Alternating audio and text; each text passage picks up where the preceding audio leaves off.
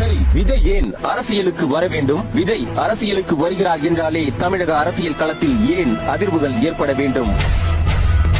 ஒரு நடிகன் அரசியலுக்கு வரக்கூடாது என்று ஏன் சிலர் கொந்தளிக்க வேண்டும்?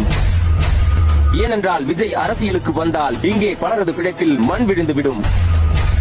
சமீப நாட்களாக விஜயின் அரசியல் பயணம் வீரியம் கொண்டதாக மாறி வருகிறது. விஜயின் அரசியல் பிரவேசம் குறித்து ஒரு மெகா சர்வேயை குமுதம் குழுமம் சார்பில் நடத்தினோம். கோவை, திருப்பூர், ஈரோடு, நாமக்கல் உள்ளிட்ட மேற்கு மண்டல பகுதிகளில் நடிகர் விஜய்க்கு 73% ஆதரவு இருப்பதை பார்க்க முடிந்தது. கொங்கு மண்டலத்தில் ஆண்கள் மத்தியில் 42%, பெண்கள் மத்தியில் 31% நடிகர் விஜய் அரசியலுக்கு வருமாறு தங்களுடைய ஆதரவை பதிவு செய்திருந்தனர். அதேபோல சென்னை, திருவள்ளூர், காஞ்சிபுரம், செங்கல்பட்டு, வேலூர் உள்ளிட்ட சென்னை மண்டலத்தில் 71% பேர் தங்களது ஆதரவை விஜய்க்கு தெரிவித்துள்ளனர். மதுரை, திண்டுக்கல், விருதுநகர், தேனி, தென்காசி உள்ளிட்ட தெற்கு மண்டலத்தில் 70% பேர் விஜய் அரசியலுக்கு வருவதை வரவேற்றுள்ளனர்.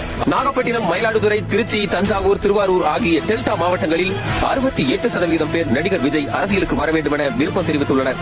வடக்கு மண்டலமான திருவண்ணாமலை, கடலூர், விழுப்புரம், தருமபுரி உள்ளிட்ட மாவட்டங்களில் 62% பேர் மட்டுமே நடிகர் விஜய்க்கு ஆதரவு தெரிவித்ததையும் பார்க்க முடிந்தது. ஆதரவு தெரிவித்தவர்களில் 37% பேர் ஆண்கள், 25% பேர் பெண்கள். ஆக தமிழகம் முழுவதும் நாம் நடத்திய சர்வேயில் நடிகர் விஜய் அரசியலுக்கு வருவதற்கு பெருமளவு ஆதரவு இருப்பதை தெளிவாக பார்க்க முடிந்தது. அதேபோன்று நடிகர் விஜய்க்கு வாக்களிக்க இளம் தலைமுறையினர் மத்தியில் ஆதரவு பெருகி